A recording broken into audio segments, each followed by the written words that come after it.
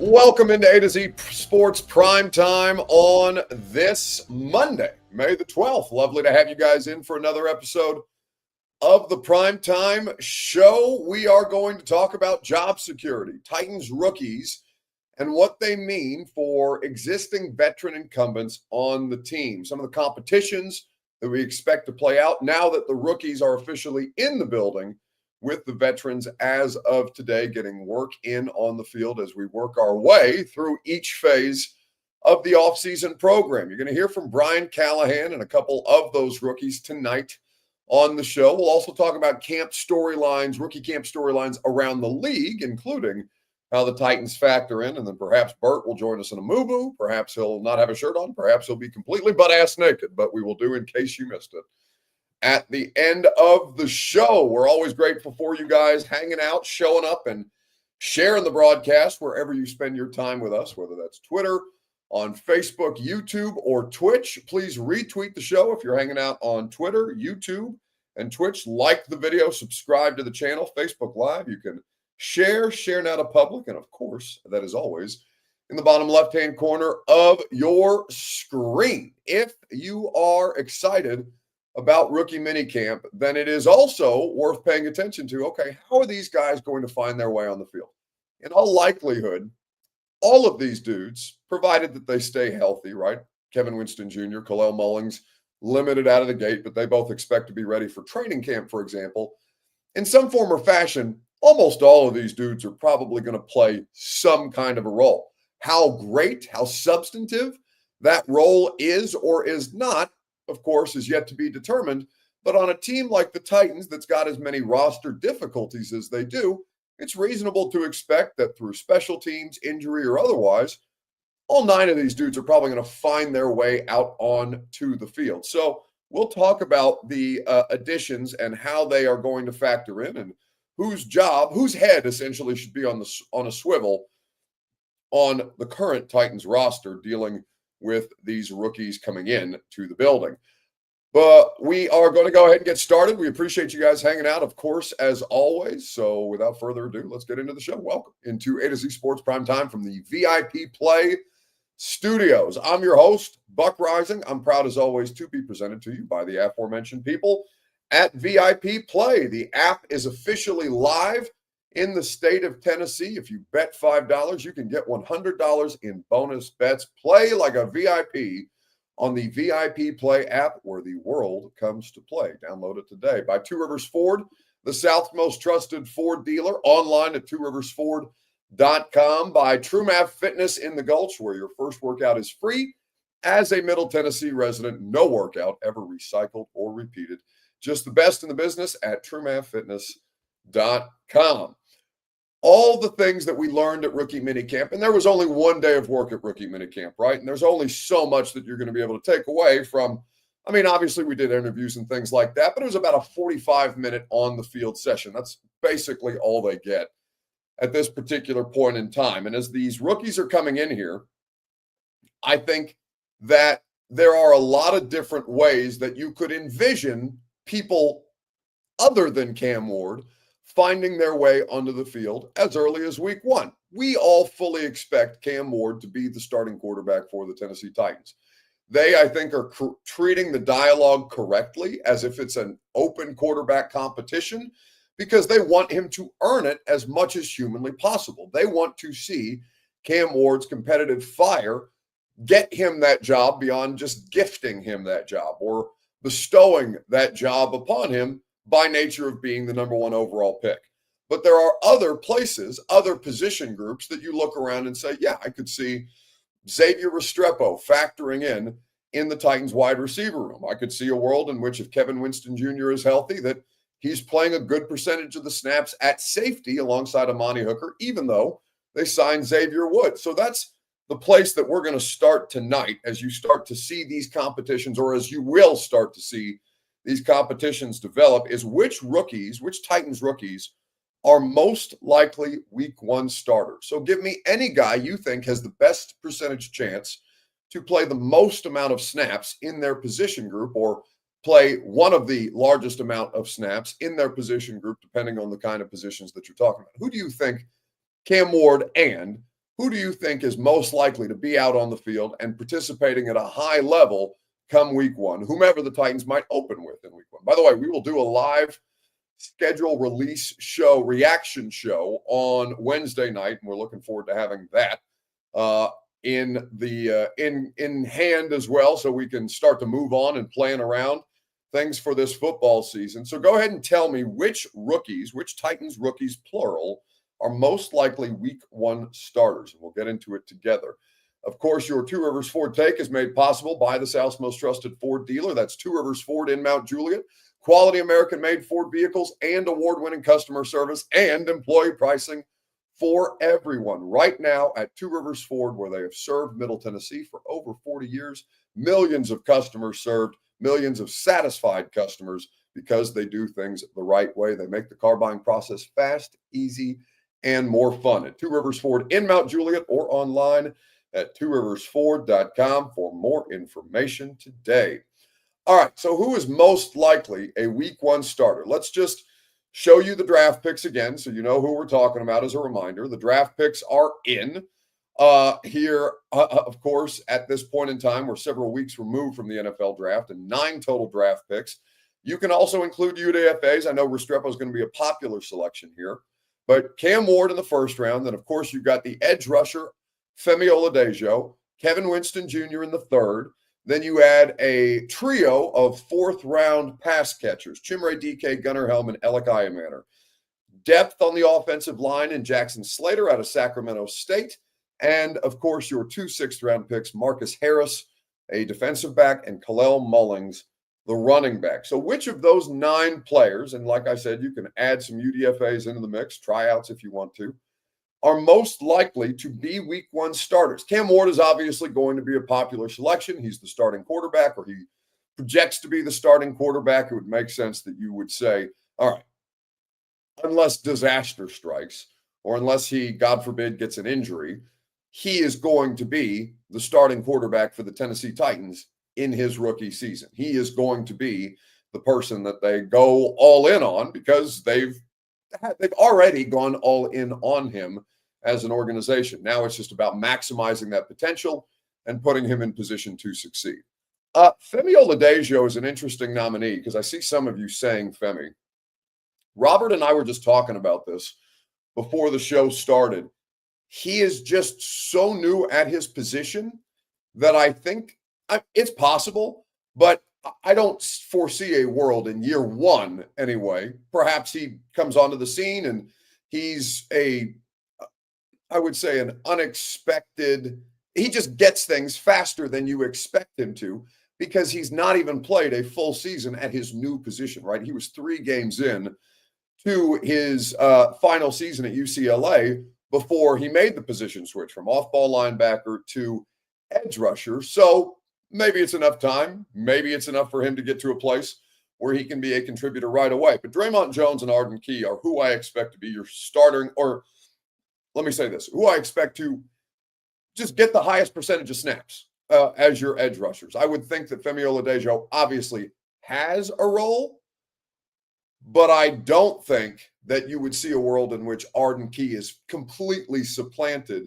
this year, unless Arden just has a tremendous drop-off, which is, of course, possible. Or, again, injury is always a possibility here. But I would not envision a scenario in which Femi was a starting player right out of the gate. Ben Hall says, how the hell does someone play 3 games at a position and go in the second round? Freakish athletic ability. I mean, again, Robert and I were talking about this. A lot of you probably were hemming and hawing about a project player in the second round as your second round pick, but then you look at him and you say, oh, no, I get it. In fact, it's shocking that he was even an off-ball linebacker at the start of his career and that people didn't look at him and see immediately, all right, that dude has the length, the traits, the ability, the speed, the burst to play off the edge, which is an infinitely more valuable position. I think that when you talk about Femi, though, it's going to be a process, right? He's got to learn pass rush technique. He's got to develop an arsenal of moves. He's got to work against offensive tackles that are going to provide or are going to make him problem solve. And that's no small feat, right? It's a lot that's being asked right out of the gate. I think Femi Oladejo could end up being a really good football player down the line. Again, the way that I view this draft class is we're talking about guys who I could see a world where they're good NFL football players in like 2 to 3 years. That's what this draft says to me. But in particular, I think Oladejo is probably a bit more of a stretch. I think that's Titans fans trying to manifest an earlier role for Femi than he might otherwise be ready for. But I'll give you the 3, including Cam Ward. So let's just assume that everybody's going to pick Cam Ward to be the starting quarterback. I think that's a fair assumption. The other 2 that I would go with is I could very much envision a world where Kevin Winston Jr. is playing more snaps than Xavier Woods. And I could very much see a world in which Gunnar Helm is playing the most snaps out of that tight end room. Now, maybe neither of those guys ends up being starters, but I think if you were giving yourself the highest percentage chance, those 2 would be the one that you go with. Kevin Winston, despite not playing for the bulk of last season, he also looks like he's built in a lab. He's 6'2", was 208 his junior year. He's since put on weight at this point in time. He started all 13 games at safety in his sophomore season, team high 60 tackles, 2.5 tackles for loss, 2 fumble recoveries, an interception, 5 pass breakups. He's built like an NFL player. He moves like an NFL player. There's very much a world in which, if he doesn't get injured, he's a first-round pick type of a player. I could see Kevin Winston Jr. getting on the field in this safety group sooner rather than later. And then Gunnar Helm, I'm curious to see how they go about putting these things together, because all 3 of those players are very different. All 3 of them bring something different to the table. I think that when you look at Helm, though, he has the most potential, or he has the potential to be the most well-rounded of the 3 at some point in his career. Does it become this year? I don't think so. I am very interested to see how they go about using the tight ends in this offense, because Brian Callahan's Cincinnati offense was not an offense, and really even last year, they didn't really highlight the tight end position that much. Chig Okonkwo ended up having some solid numbers at the end of the year, but most of the time it just felt like that was because they were chasing, and Chig is somebody who has explosive playability as opposed to being an outright game-changing tight end. So I would probably pick Cam Ward, Kevin Winston Jr., and Gunnar Helm if you made me. And Gunnar Helm was asked about where he sees himself fitting in the best, or where he sees himself contributing the most right out of the gate when we spoke to the rookies on Saturday. In-line tight end, more of a split tight end? What do you feel like is your strength? To be honest, it's not really up to me. It's all Coach Callahan's vision for me. However I can help the team, that's exactly what I'm going to do. I played both in college. I think it's a pretty big misconception that, might not have had a great blocking year last year, but, for 3 years, including my freshman year, true freshman year, I was blocking, a prime Arkansas defense on the road in Fayetteville when I was 18 years old as the starting Y. And then those next 2 seasons behind a really good tight end, Jatavian Sanders, up there with Carolina, just developed, went into each week preparing like I was a starter, grasped the offense, and then obviously met with my coach and, went off and running from there, just how to get better, what I needed to do. But I think I portrayed everything in college. I think in line, in the slot, even out wide. I've done some stuff in the backfield. It's really however Coach Callahan wants to use me. The ball seems to kind of just melt when it reaches your hands. How much pride do you take just having soft hands and being a reliable pass catcher? Absolutely, yeah. I've always been super blessed to have great hands. It was like that in high school, and then obviously when I got to college. So I always had that trust in myself. Went on the jugs quite a bit. Been on the jug since I've been here. Just continuing to kind of work that into my mind, and then muscle memory, obviously. But things that you can always improve on. So that's Gunnar Helm, one of the rookies who spoke to us at rookie minicamp. And, like I said, the tight end room is one of the more interesting position groups on the roster. You're going to hear from Brian Callahan on bringing the rookies in with the vets, specifically starting today. Callahan speaking on Saturday, but the rookies and the vets were in the building for the first time together starting today. We'll get to Brian Callahan right after I remind you about the VIP Play app. It is now officially live in the state of Tennessee, and they offer you 200-plus leagues to wager on all your favorite bet types. The VIP Players Club sweepstakes also gives you every bet you make on VIP Play with entries into their monthly sweepstakes. You'll earn 1 entry per bet, 1 entry per dollar bet, and 10 times your entries on parlays. The VIP Play app is here. It's live exclusively in Tennessee. You can learn more and claim your early welcome bonus or VIP Players Club status. Head to VIPPlayApp.com. Download the app today. Use that promo code ATOZTN. Gambling problem? Call 1-800-889-9789. Must be 21 plus and in the state of Tennessee to bet on the VIP Play app. So Brian Callahan asked about the rookies, the vets, starting to mix them in and what the vibe is around this situation. And I thought that he articulated it very well on Saturday. Today, Coach, or either Monday before the veterans and the rest of the team get here, how does maybe that message change, or what will you reiterate to them once again? I'll read it. The thing that we talk about right now is that this is different than college football. You're coming in to compete. You're coming in ultimately to try to take somebody's job, and there's a mindset that goes with that. And you're balancing two things. You're balancing that competitive piece and the chances to make a roster with, we're trying to build a good football team that's guys are connected and they're trying to help each other through it. And I think that's the nature of pro sports. There's always competition for jobs, but they have to understand that's what this is. This isn't a scholarship in college. I mean, you have to come in and compete every day, and you have to earn your right to be on the roster. There's going to be a lot of guys that are also fighting to keep those jobs, and that's what makes good teams. Is if you have good competition from top to bottom, you find yourself in a pretty good spot usually. But that's the mindset that these guys have to understand, and it changes. It becomes now a profession. It's a job. There's expectations that come with that. What does Xavier Restrepo add to your wide receiver group? Xavier's been a really productive college player. I mean, you look at all the names of receivers that have played at the University of Miami, and he's at the top, which is impressive. He might not necessarily be the biggest or the fastest player that's probably ever come out of Miami, but he's been incredibly productive, and he's found ways to play football the right way. So he'll start out as a slot player for us, and he'll have every chance to compete just like everybody else will. But you look at his production and what he's done as a football player, and he puts himself in pretty good position to be competitive. And even though he didn't run the fastest time in the world, I'm excited to see what he can do. So the 40 time wasn't that big a deal for you guys? It all matters. Yeah, it matters. But I think you see the football player and you see the speed that he plays with when he plays. I wouldn't have thought that would have been the time that he ran. But that's how you go from a potential draft pick to being an undrafted free agent at the end of the day. And he's got a lot to prove, and I'm excited to see him do it.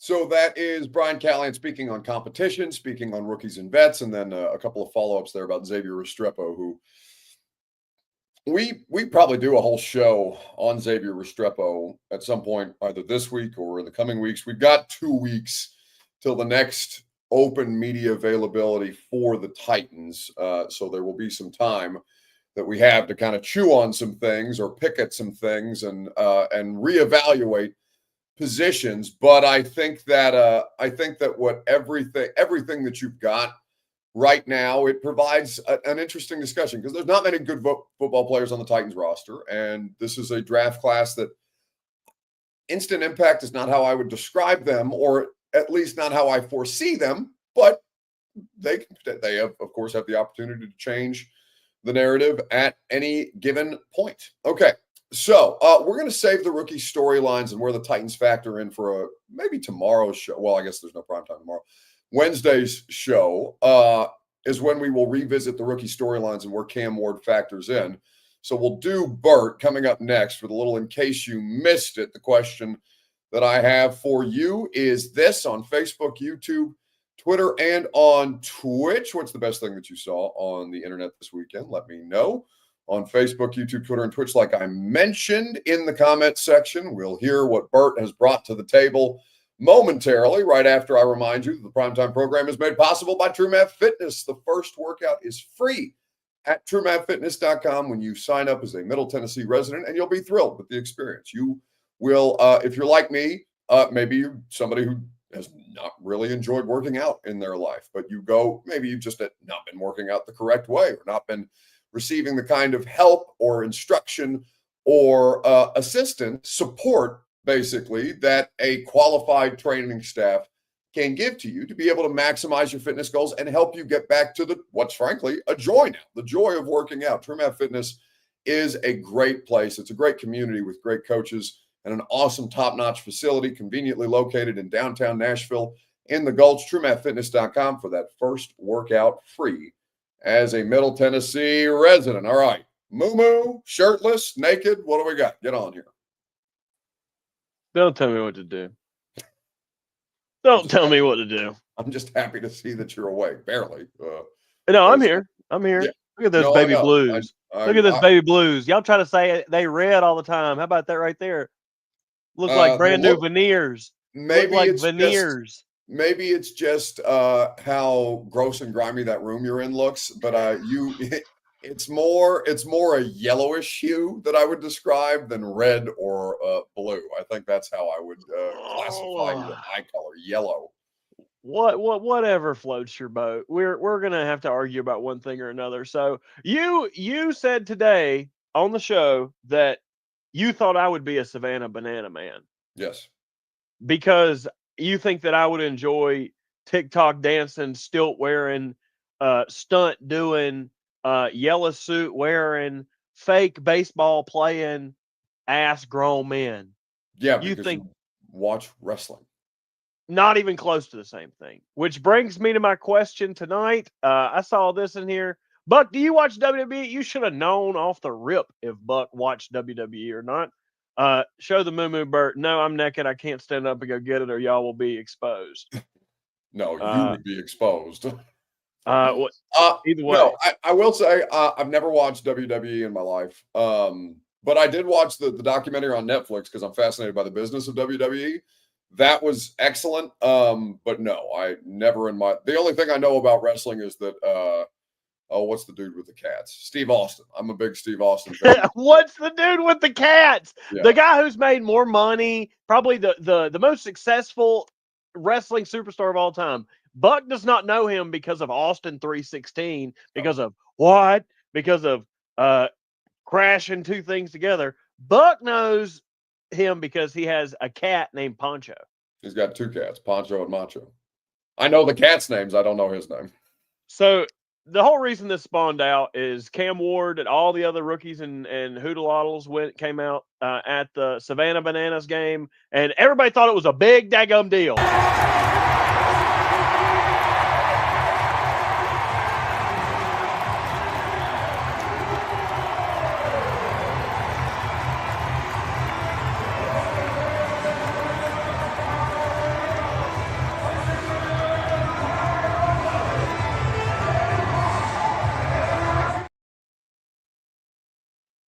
Did he throw out a pitch? Since it's not a real game, did he get to come in and bat? Did he get to pitch? Like, that would have been cool. Yes. No. He's probably contractually not allowed to. They should let him hit one off a tee. It's a fake guy. Who gives a shit? It ain't, none of it's real. Did you see the kid crying because they lost? You want to tell me what's not real in that video? What's not real is the crowd noise at Nissan Stadium. Oh, yeah. Titans games have never sounded like that. I have covered them for 9 years. There has never been that much excitement in that stadium in the 9 years that I've covered this godforsaken team. Somebody needs to let him know it does not sound like that. Now, he has the most opportunity to change that, but he is going to be supremely disappointed at the Titans home opener when he trots out of the tunnel to significantly less applause than he got at a Savannah Bananas game. Come on. No, everybody be doing this. See, that's the problem. They're not going to be able to make enough noise because, one, their hands will be occupied doing his thing, and their mouth will be, because even if they're like, yeah, go Cam Ward, like, you know what I mean? It's going to be muffled anyway. It ain't a real game. It ain't a real game. This is a monstrosity. We should shut this down. It's poisoning our children. The children are succumbing to this and crying over some fake game. They need to cry over some manly stuff, like Cody Rhodes losing the WWE title to John Cena at WrestleMania. When the Savannah Bananas can do something like this, call me.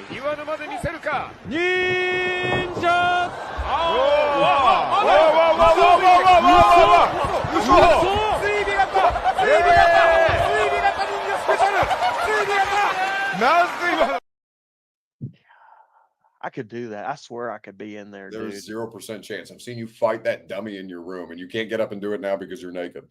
But Come over here. You fixing to get hit, boy.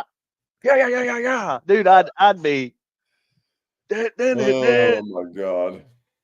Anyway, people are asking that you do a flip now. Again, I don't want to see his shriveled up member. Oh my God. If I did a backflip out of this, it would. You just see. Whoop, whoop. That's being very generous. Oh, very generous.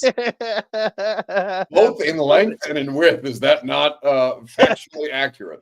Look, Buck's got the full measurements. He's got it down. Anyway. Yeah, because I've seen you naked more than your girlfriend.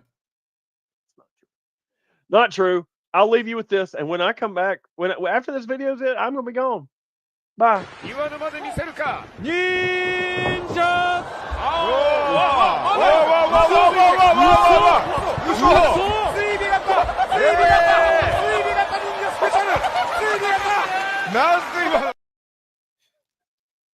Look at it. It's a disappearing act.